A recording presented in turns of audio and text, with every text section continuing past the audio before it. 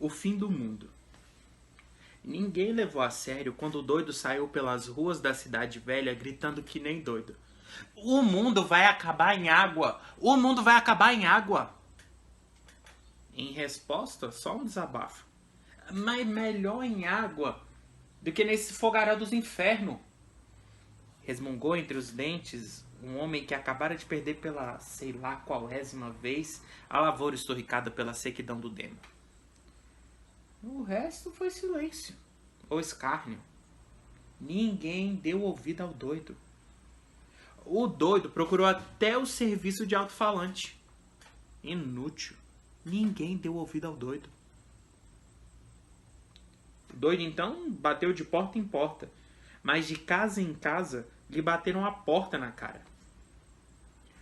Pela primeira vez, o doido teve raiva de ser doido. Essa espécie de doido tão doido que ninguém leva a sério.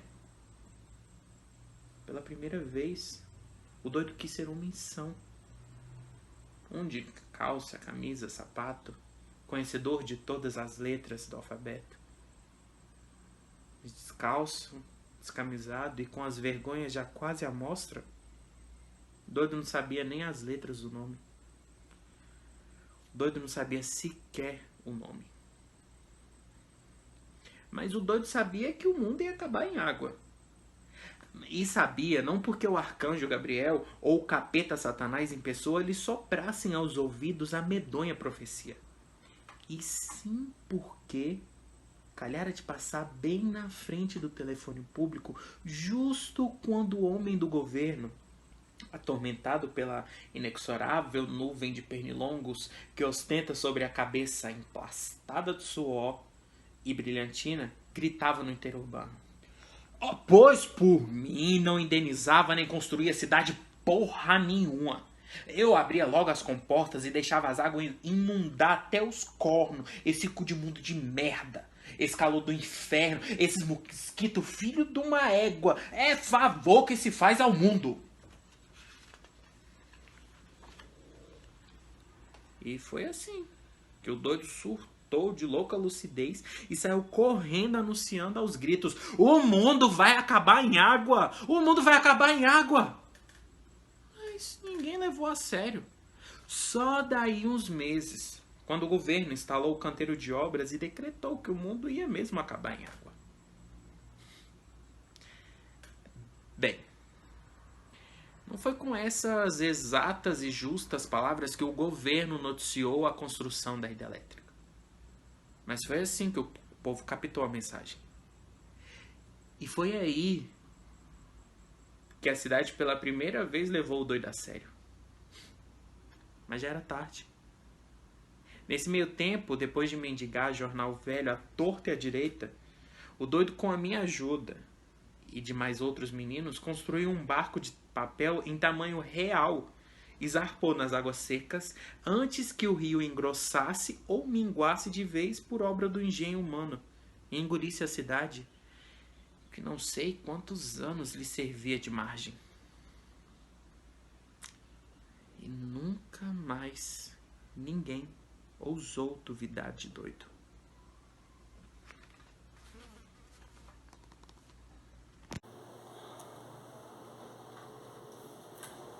O último trem.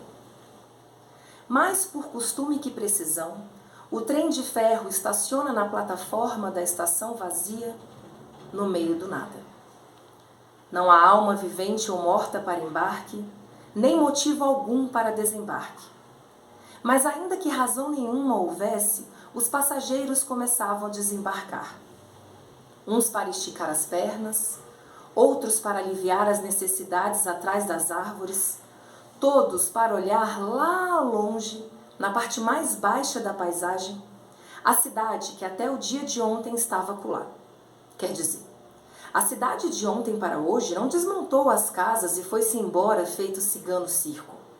A cidade continua acolá, permanece onde sempre esteve, lá embaixo e lá longe, ao alcance de velozes cavalos e charretes, só que agora inexistente, pois tragada pela escuridão do lago, que ontem mesmo se formou para a fabricação da luz elétrica.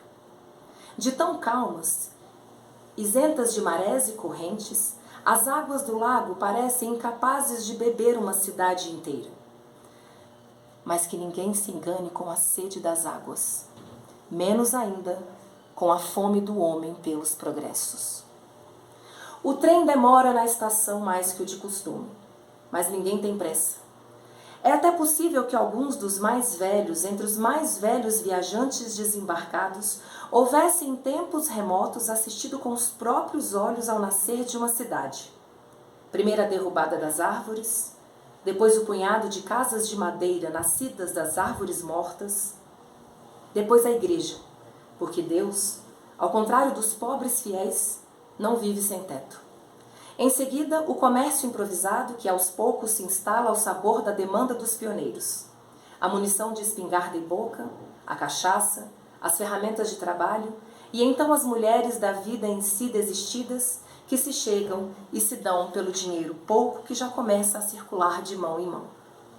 Mas nenhum desses desembarcados viajantes, seja velho, seja moço, jamais assistiu com os próprios olhos ao morrer de uma cidade. Os passageiros todos, mesmo os que jamais botaram os pés nesse inexistente cu de mundo, miram ao longe, consternados, a triste sina da cidade que já não existia. Compungidos, olham feito quem se despede de um parente que se foi desta para melhor ou desta para pior, ao depender das obras do finado em vida.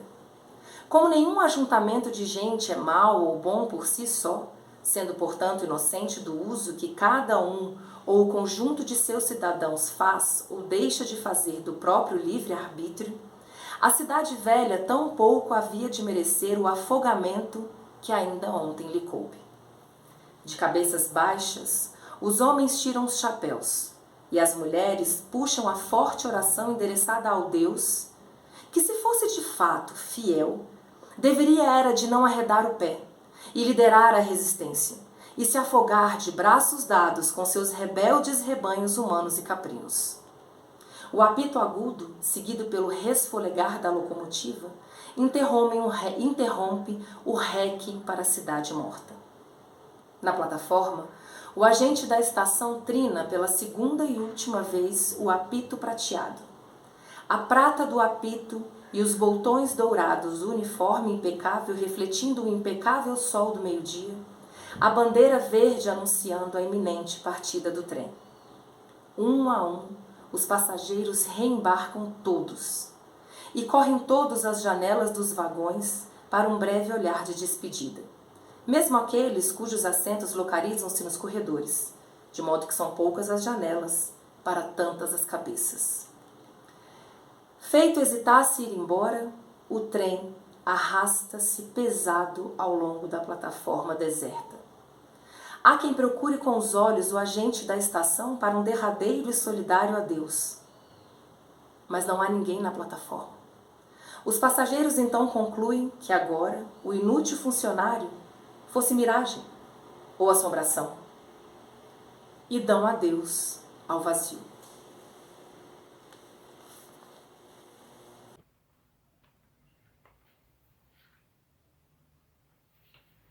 A Guerra do Cu do Mundo. E rumaram ao sol de meio-dia para a cidade nova e a desesperança velha de sempre. Todos com lágrimas nos olhos, exceto as cabras, que por obra dos dutos lacrimais obstruídos às emoções humanas, seguiram só berrando estrada fora, de saudade antes da hora. Desfalcada do velho e do cachorro, a última família retirante se junta às outras retirantes famílias aglomeradas todas à entrada da cidade nova, sendo esta de fato idêntica, cuspida e escarrada à cidade velha. O governo não esqueceu nem do relógio da praça, parado no mesmo meio-dia de sempre. As casas desbotadas, os botequins, as igrejas evangélicas, a prefeitura, o clube recreativo, a padaria, até o calçamento defeituoso e as maltratadas flores, a iluminação pública precária e os buracos de bala na fachada do fórum, tudo exato igual ao que era na cidade velha.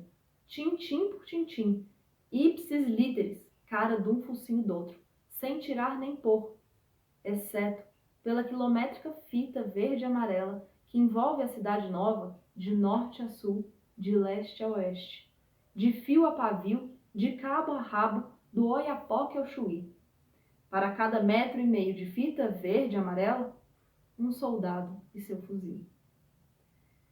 E desembarca a última família retirante do último caminhão do governo e se junta aos antigos vizinhos, todos ressabiados e ávidos todos pela posse das novas casas que o governo construiu novas e disfarçou de antigas, a modo de amenizar o estranhamento dos novos antigos ocupantes.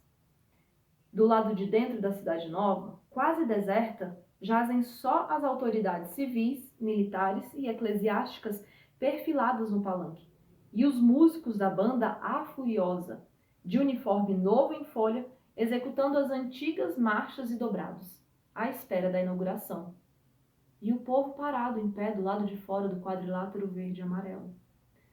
Ninguém entra, ninguém sai, avisa o chefe do cerimonial. Quando a gente entra? Só depois da inauguração. E quando é que inaugura? Quando o prefeito cortar a fita. E quando que o prefeito corta a fita? Só quando o governador chegar. E quando o governador chega, já era para ter chegado. E enquanto isso nada. Ninguém entra, ninguém sai. Encerra o cerimonialista. Fogos de artifícios riscam o azul febril do céu e desabam em formas de cachoeiras e cascatas de todas as cores. Os metais da Furiosa reluzindo ao sol inclemente do meio-dia. Tudo muito bonito, tudo muito lindo. Mas o tempo foi passando e caiu a tarde e despencou a noite. E a Furiosa, repetindo pela 100ª vez o escasso repertório, e as autoridades civis, militares e eclesiásticas perfiladas no palanque, sem licença nem pro mijo. E os retirados da cidade velha, do lado de fora, impacientes, famintos e sedentos.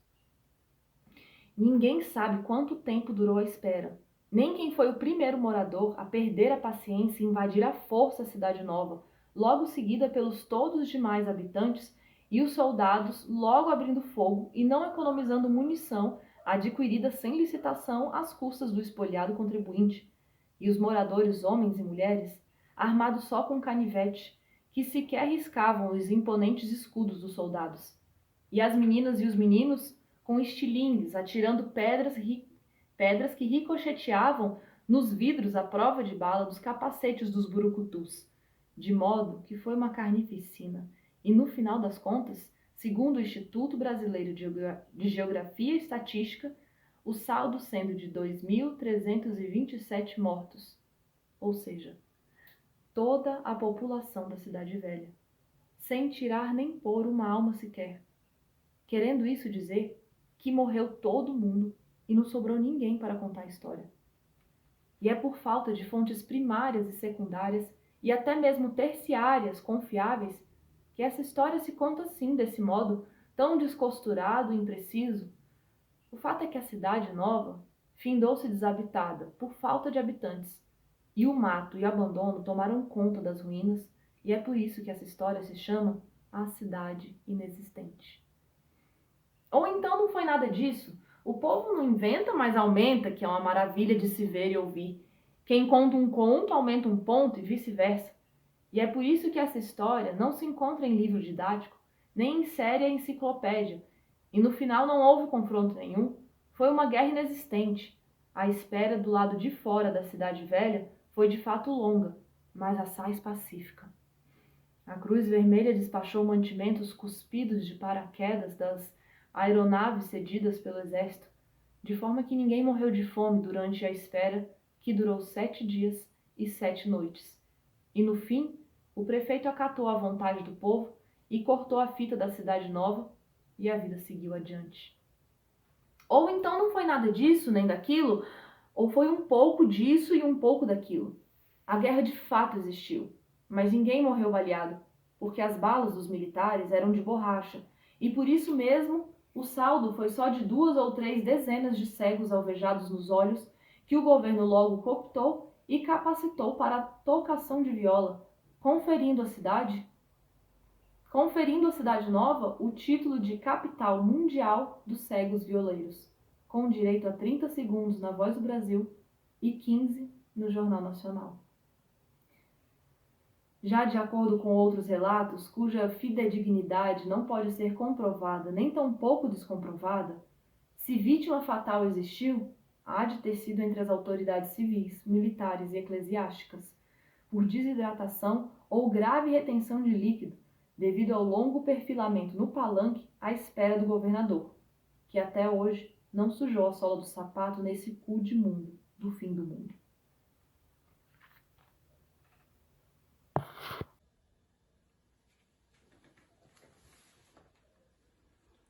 Tinham razão as cabras. E rumaram ao sol do meio-dia para a cidade nova e a desesperança velha de sempre. Todos com lágrimas nos olhos, exceto as cabras, que por obra dos dutos lacrimais obstruídos às emoções humanas, seguiram só berrando estrada fora, de saudade antes da hora. Pois tinham toda razão as cabras, do alto de sua soberba sabedoria caprina. A cidade nova que o governo copiou a troco do afogamento da original era de fato idêntica, cuspida e escarrada à velha cidade. A mesma igreja com o mesmo sino, o mesmo relógio parado no mesmo meio-dia de sempre, a mesma falta do que fazer, a mesma pobreza, o mesmo abandono. Tudo ruim que nem sempre, mas agora mais ainda piorado por conta da saudade. Uma saudade densa. Dessa de se pegar com a mão feito neblina de metal amargo, que veio vindo feito longa estiagem até afogar a seco a cidade nova. E passavam-se os anos e a tristeza só fazia aumentar. De modo que mesmo as crianças produzidas e paridas já na cidade nova amarguravam saudade do que nunca nem viram existir. E mal principiavam falantes, repetiam a ladainha velha dos velhos. No meu tempo, na cidade velha,